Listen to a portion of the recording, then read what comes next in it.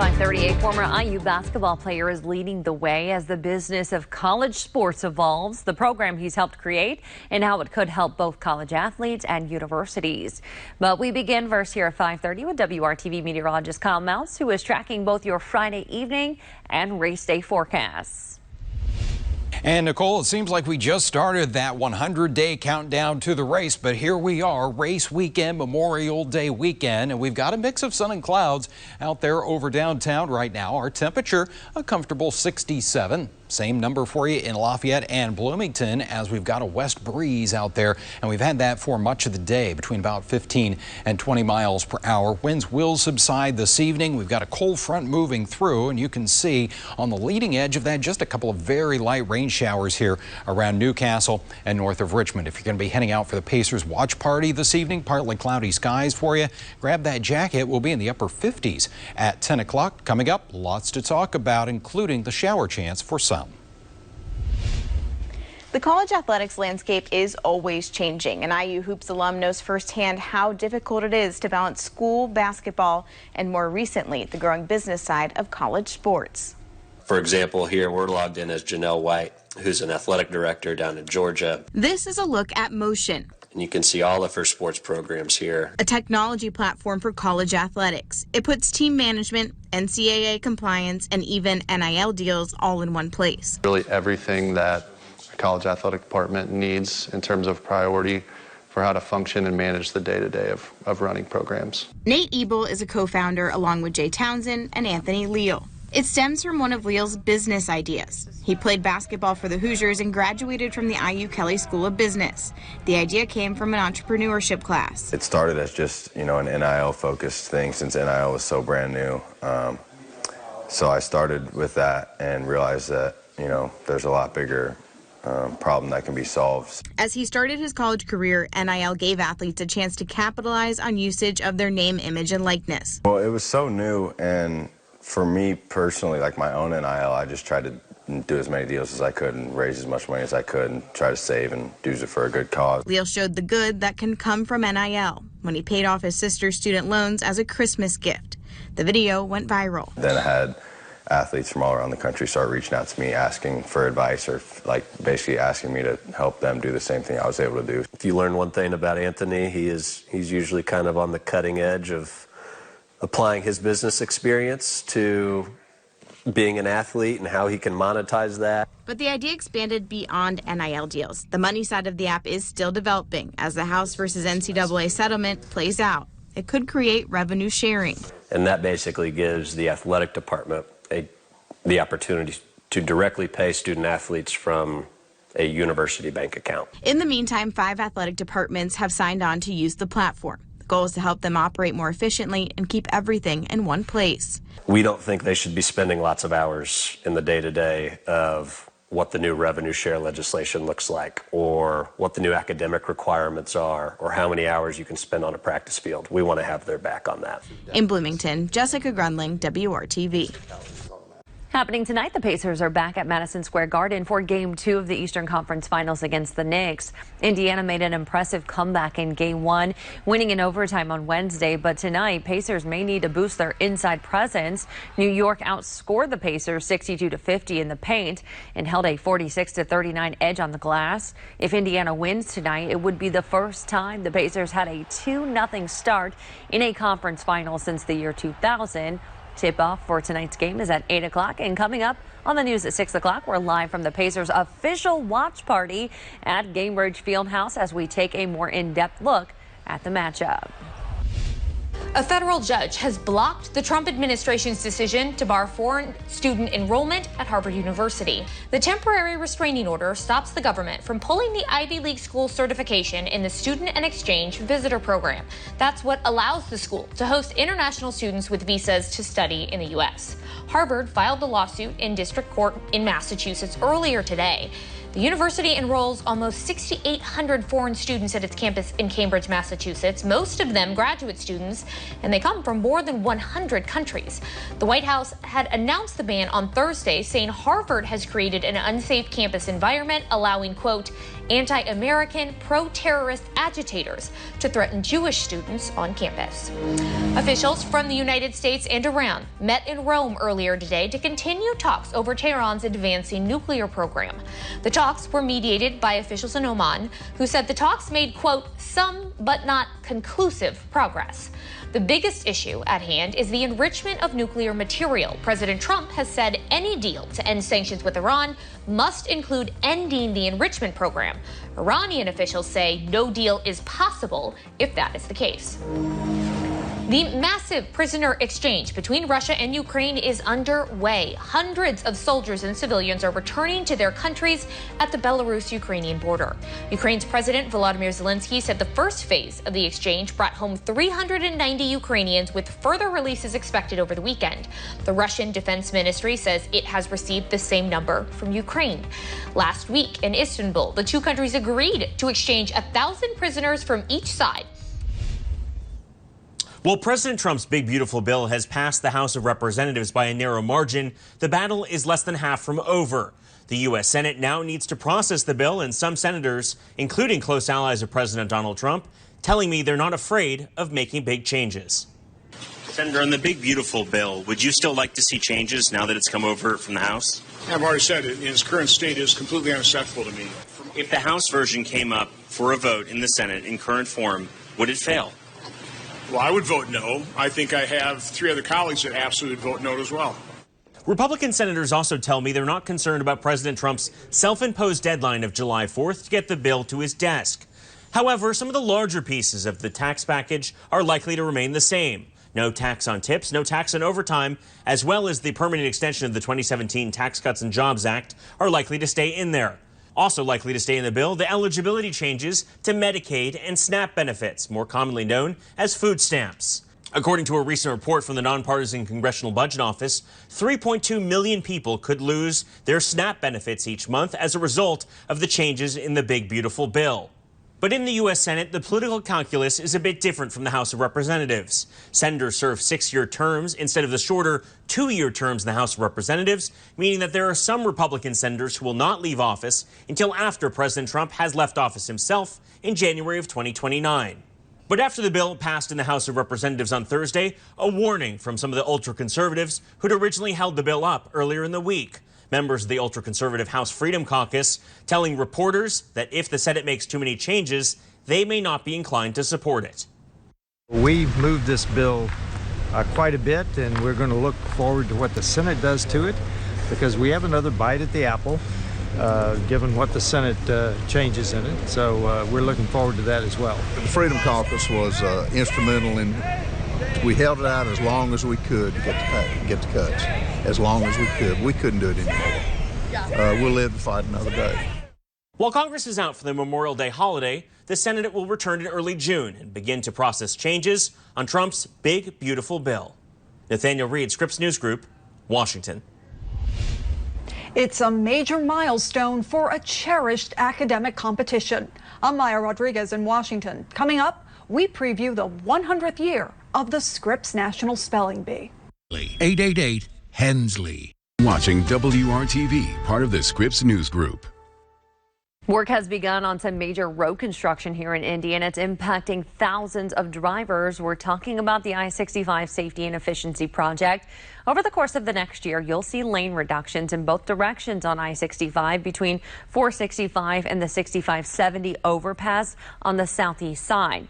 You may have already noticed lane closures on I-65 northbound near South Keystone Avenue, and soon those same closures will happen on southbound 65 in that same area. INDOT says when the project is finished, I-65 on the southeast side will have 4 travel lanes in each direction instead of just 3. The agency says the goal is to have this done by the end of 2026. During the past century, through the Depression, a World War, and a global pandemic, the Scripps National Spelling Bee endured to become a cherished academic competition. And at the heart of it all are the young spellers who travel from near and far for a chance to become a champion. In the driveway of his family home in Maryland, 13-year-old Aria Bhavansaker practices a sport not played as much in the U.S. as it is in other places around the world. I don't know, we got like leg pads and gloves and then the bat. The sport of cricket. Yeah, it was during COVID. We had nothing to do. With a lot of Indian people here, they wanted to bring their heritage, cultural diffusion. So they decided, hey, let's set up a cricket club, and that's how I really got into it. And he definitely got into it, eventually winning an award for Most Valuable Player. AHURA. It's a journey not unlike the one that got him to this year's Scripps National Spelling Bee. Acerola. After he decided on a whim to try his school's spelling bee. I'm like, yeah, sure, let's give it a shot. I signed up and lo and behold, I won. It was my first time and I ended up winning. What was that like when you won? What went through your mind? It's like when you're about to die and it's like you see your life before you. I'm like, yeah, it all led up to this moment. Epistogramma. Now that moment is here for him. And it's here for 242 other spellers who will gather starting on May 25th for the 100th anniversary of the bee at National Harbor just outside Washington, D.C. Ranging from ages 8 to 14, the spellers are coming in from all 50 states and from half a dozen other countries around the globe, from Ghana to Germany and Kuwait to Canada. It's a foundational experience for so many kids in this country and around the world. It's just you and the dictionary. It's not a bunch of bells and whistles. It's not any huge technology that's involved. And I think that simplicity really gives it legs. Corey Leffler is the Bee's director and a past participant of the Bee 2. She says as the Bee celebrates its centennial, it's important to also celebrate every speller who made it. It's also making sure that that class of spellers for this year leaves knowing they're part of this entire legacy like they never have before, and really celebrating each of them as champions too. AHIMSA. For all the spellers both now and from the past century. Because the Bee is celebrating its 100th anniversary, a number of past champions, 40 of them, will be returning to the Bee this year. It will also include a friendly competition among the past champions to see if they can still SPELL. Maya Rodriguez, Scripps News Group, Washington. Definitely a cool start to our Friday across central Indiana. We got down to 41 inside the city, 15 degrees below average and only making it into the upper 60s this afternoon. But at least we had some sunshine for much of the day, kind of help offset that cooler feel just a little bit. Right now, sitting at 67 in the city, it's 66 in Columbus, and you've got middle 60s on the thermometer there in Kokomo at 64. You can see some of those clouds that have been moving through, but as we work our way into the northern portion of the state, skies have kind of cleared out here. That's because there's a cold front that's moving through, and it will clear out those skies a little bit more as we go into this evening. As it moves through, though, we could see a couple of isolated showers, and that's really all we've seen out of this. A couple of showers, and that's the case around Newcastle, around Richmond. Maybe a couple of sprinkles, very light shower there, and we've seen another very light shower there into Hamilton County. Your Saturday planning forecast, we're dry. We're actually back to quite a bit of sunshine. We'll mix in some clouds there, and after that cool start in the 40s again, we'll be to 52 at 8 a.m. We'll see those numbers jump into the mid-60s here as we get to midday, and eventually back into the lower 70s. So a little closer to average and also much less of a breeze, light northeast wind for us tomorrow. Your high 70 degrees in Indy, 70 in Muncie, and we'll make it to 73 in Bloomington there with a little more cloud cover. Heading out to Gainbridge Fieldhouse tomorrow evening, the Fever taking on the New York Liberty there, and we will have at 1 o'clock in the afternoon 66 degrees, partly cloudy skies throughout, and pretty nice there as you get ready to head home with temperatures in the low 70s. Then for TrueCast here on Sunday, race day, we start things off cool once again. It's going to be 47 in Kokomo, 50 51 in Indy there at 7 a.m. You can see quite a bit of cloud cover. We will have mostly cloudy skies. The chance for a shower, a light shower to move through. This is 9 a.m. You can see a little bit of that light green. So we can't rule it out for race day, but then as we go through the afternoon, the best chances for rain right now are off to the southwest. But those clouds will keep temperatures down again here, only going to get into the mid to upper 60s, and there's that better chance for rain around Sullivan and into Knox County. Not going to be our coolest race day, though. That is held in 1992 with a high of just 58 degrees. It was 92, though, in 1937. Here's a look at your Memorial Day forecast. More cloud cover there. It looks like we'll be on the dry side, though, at 71. And temperatures will continue to moderate as we go a little deeper into the week ahead. Chance for some rain there early on Tuesday. We get our high into the mid-70s Wednesday, Thursday, and Friday. The Disney movie Finding Nemo taught many of us that clownfish live in sea anemones. But rising ocean temperatures are bleaching their homes, forcing clownfish to adapt in order to stay alive. Scientists studying clownfish off the coast of Papua New Guinea found that clownfish are shrinking their bodies when a heat event happens. They believe one reason may be so more clownfish are able to fit in an anemone. For anemone fish, for Nemos, the social environment is really important, just as important as their abiotic environment, so things like temperature.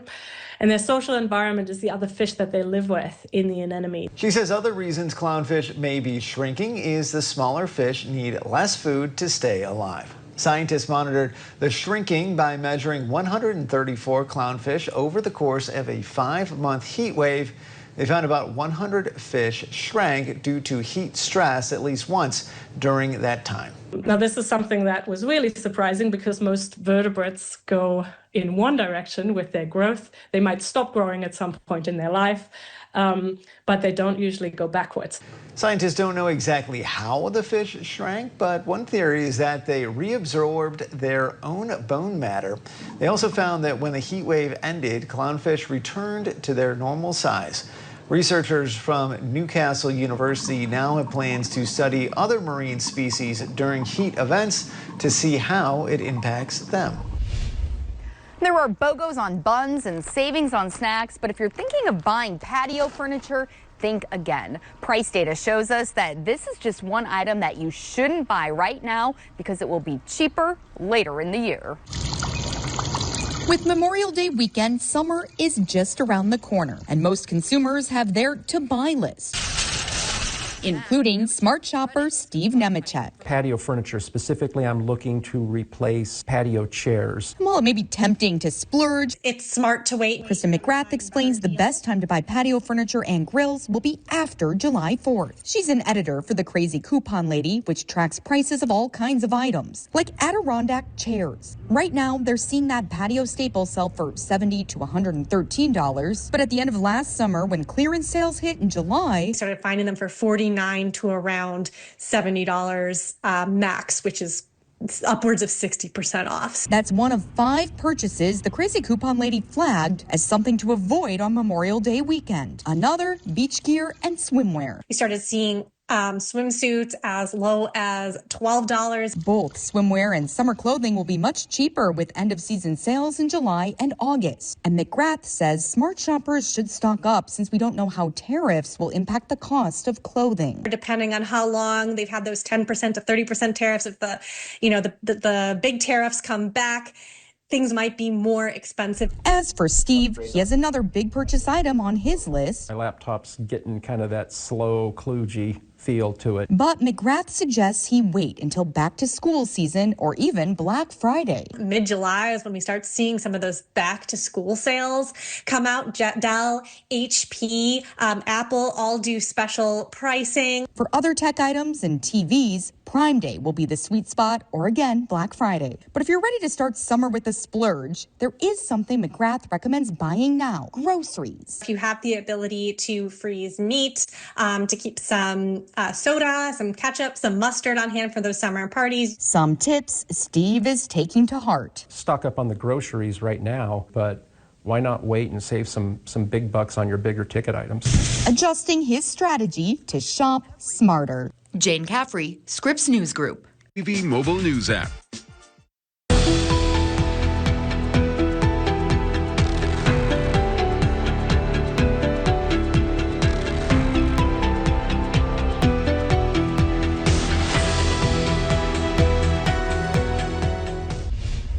Chinese company Xiaomi is trying to get into the electric SUV game. It has launched a new vehicle it says can get more than 500 miles to a single charge. Xiaomi is a 15-year-old Chinese company that has primarily been known as a manufacturer of budget devices. The news could mean China will become less dependent on imports from American tech companies.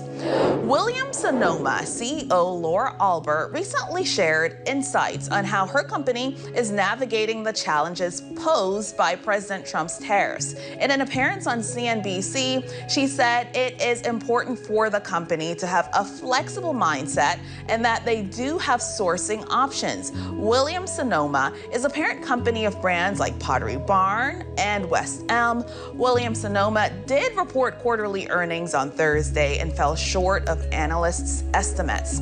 This week, Klarna reported that people are not actually paying off their buy now, pay later debt. The company said they saw a significant jump in consumer credit losses this quarter, soaring to $136 million. They said that's a 17% increase from 2024. And across the pond, consumer confidence in the United Kingdom is up because of a rollback of some of the U.S. trade tariffs and a recent rate cut by the Bank of England. Closed captioning sponsored by Tom Wood Volkswagen in Noblesville. Eligible vehicle.